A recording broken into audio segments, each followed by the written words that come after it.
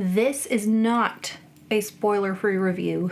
It's also not going to be a super duper deep dive, but it will be the stuff about Amina that stood out to me when I read this. And probably the biggest thing for me was the conflicted emotions she had between her previous life as a pirate and her new life as a mom, and how she doesn't feel like those two can go together. How could she be a pirate and a mom?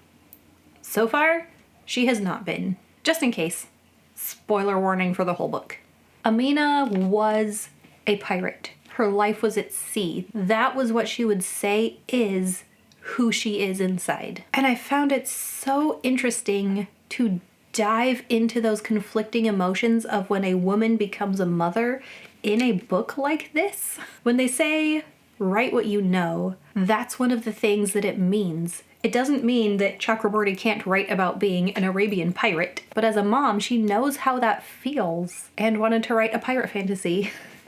One of the really difficult things about having children is when a mom kind of loses herself. Before having children, a mom is a person with desires, plans, hobbies, a job usually, all kinds of different threads making up that one person, and then another person is added. And no matter how the parent feels having that child, no matter how great the love is, it's still a big change, and there's a change in priorities, a change of your greatest fears, and it's really, really, really easy to lose yourself into this new mom life. And Amina was actually really, I say actually, it's actually really common, she was really depressed. She loves her child. I think I went my entire spoiler-free review without saying her kid's name because I'm not sure how to pronounce it. I think it's Marjana. Marjana, maybe. She loves Marjana so much. She is willing to give up her past life for her daughter. She wants to protect her daughter. That is her new path. Postpartum depression is super common, and I think as a woman who felt like she had the freedom of the seas, now living in one place, no ocean, no water, she's not living the same life anymore. She feels probably trapped and lonely, and her life just has this one focus: protect her daughter. And it's not even like it's a normal mother-daughter relationship, because, as we find out later in the book, the biological contribution of her daughter's father is a little more mystical, magical. She's not sure what her daughter will end up being like. She's not sure if she has to be afraid of this demon coming to get her daughter. In a magical fantasy world, there is more to be afraid of and to protect your children from. But Amina never stopped being a pirate at heart. And not even just pirate, like sailor. I don't think she's going to feel like she has to live the pirate life as long as she could sail the seas. Being a pirate probably feels more fun, but she's given it all up. In her mind, when this book starts, that is all in the past. She is not a pirate anymore. Now she is a mom, and that's really hard for her. Especially when the chance to go back into that old life isn't just about, I'm going to go be a pirate, or I'm going to go leave my daughter behind. The thing that makes it so tempting for a pirate is the money, but as a mom, never having to worry about taking care of her daughter. She will always be provided for. Generations after her will be provided for. What more could a mom want than security and safety? And there's more. But when the choice comes, stay and physically protect her daughter, which is what she's been doing for the last 10 years, or go out for a few months and secure the rest of her daughter's future, also by doing something she really loves and wants to do again. Super hard. Also, Amina isn't just a mom. She is also a daughter. And Amina's mom hated the time that Amina was gone off at sea. Her mom was worried about her. Is my daughter ever coming back? And for these last 10 years, she's had Amina there with her. She probably finally felt like, I don't have to worry about her going off to sea. Thankfully, she had a child that's making her stay here where it's safe. And when Amina wants to leave again, her mom is not happy. She thought that Amina's sailing days were over, and now she has to watch her daughter sail off again and leave her granddaughter. And Amina is racked with guilt because she's having fun. When she goes, it is a joy to be on a ship, to be with her old shipmates, her friends again. This is the life she misses, and she feels bad for enjoying it. Like she feels like she shouldn't even want to anymore. And so I really appreciated that chapter where Majed, I never know if I'm saying the names right. I'll say Majed. The chapter where Majed's wife and Amina have a little heart-to-heart. I think every mom needs another mom to have that heart-to-heart talk with. It's okay that the stuff you loved before you were a mom is stuff that you still love. Having a kid does not mean that the love for your child has to replace the things you loved before. It's like a add-on. More love to be had. When Amina goes to pick up Delilah jokes that Amina's true love awaits, which I believe she's referring to Amina's ship. And in the past, that was probably true. And I would say that over a man, yes, Amina's ship would be her true love over any man she's ever been with. But now, I would not say that it's her true love over her daughter. She still loves her ship, but she loves her daughter way more than that ship. And speaking of what she loves more, or is prioritizing, when it comes to saving Tinbu, it's very possible that she is putting her family in danger by doing this. It's not a sure thing that she's putting her family in danger. It's like, it's a possibility. She hopes it's not. She hopes she's not choosing between her first mate and her child, because if she did have to choose, she would choose her child. She has grown as a woman. She's more mom than captain, but she doesn't feel like she is choosing. And so, of course, she comes in, saves her first mate, causes a huge ruckus. It's hilarious. Stories about her start to grow again. And I think I did mention this in my review, which was when Amina comes in to be the captain of her ship again, and it's all crew members that have been following Tinbu so far, and she has to assert her authority as the captain, as a woman. I felt like that hurdle was gotten over way too easily. She has to physically show it to a couple of them.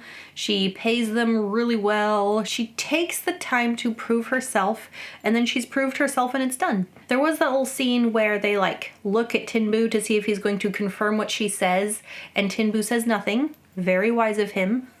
Because if her word only stood because of his word, then it wouldn't really be her word. And then she gets her crew and they follow her and it's fine. I thought there should have been more tension there, because as a woman, it's usually a more constant thing, especially in those male-dominated professions like piracy, apparently.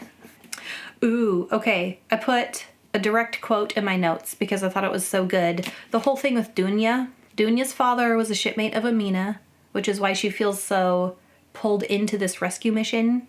She's not just rescuing a rich grandmother's granddaughter, she's rescuing an old shipmate and an old friend's child. And as a mom now, that really pulls on Amina's heartstrings. Interestingly, she did kind of complain quite a few times about this teenager and what this teenager was like. And I was thinking, okay, Amina, your daughter is 10. You better get used to this, because soon it will be your turn to have your own teenager. Amina's not convinced that Dunya was kidnapped. She more easily accepts the idea that Dunya would run away, especially when Salima is talking about how she burned some of Dunya's things. And the direct quote is, "You burned her things and still don't think she ran away." Right. And to continue on that little relationship thread between Amina and Dunya, Amina was very open and accepting of Dunya's questioning her own identity. Amina was so non-judgmental. Of course you should just accept yourself as you are, and of course you wouldn't want to marry that man. She'll still force her to if it saves her own daughter, because, you know, she's a pirate and a mom. And at one point, Amina refers to Dunya as them, but then just kind of forgets about it later. I don't know, another one of those little things that it felt like got dropped earlier than it should have. Although at the end, that was the one twist I didn't expect. Who Jamal is. So I guess I'm wrong. I guess it did go clear through from beginning to end, that little thread. When at the end it's revealed that Dunya is Jamal, that was a surprise to me. I did not see it coming. And I knew Majed would join them.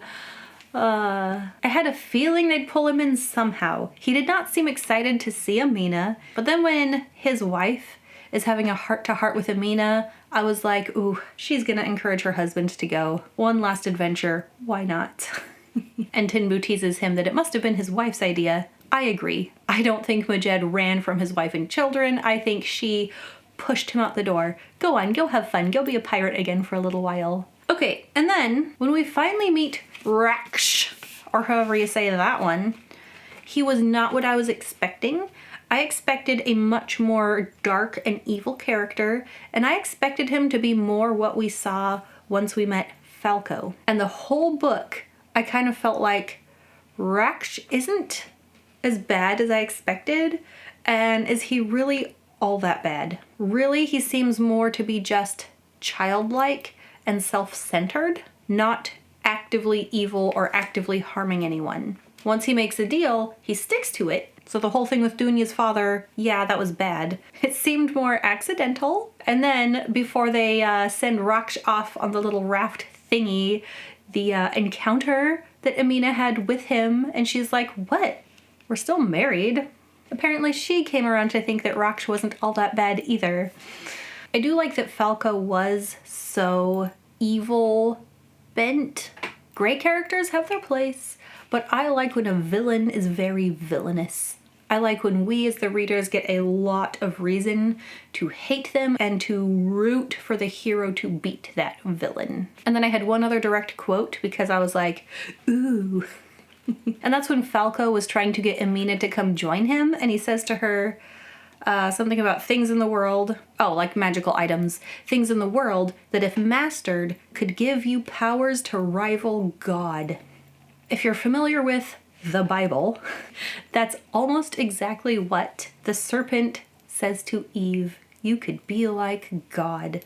And I am not familiar with the Quran to know if that temptation at the beginning is the same as the Bible or not, which is Amina's faith. Amina is, at this time, a very devout Muslim. She was less devout during her heyday, but since having a daughter has become much more devout. And I wonder if that would have been familiar to her or not. But I am very glad that she was not at all tempted by Falco and his wily ways. She could see right through him. She could see his nasty, evil heart and wanted to have nothing to do with him. So good for you, Amina.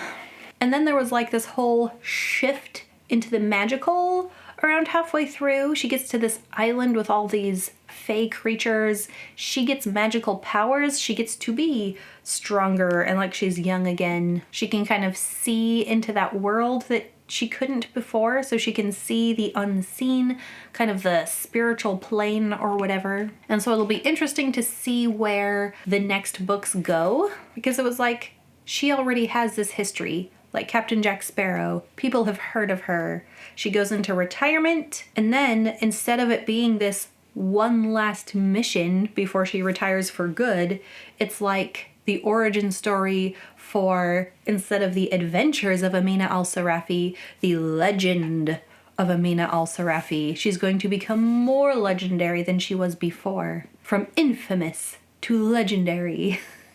I'm glad this one had a pretty much happy ending. I'll be interested to read the next one and see where it goes.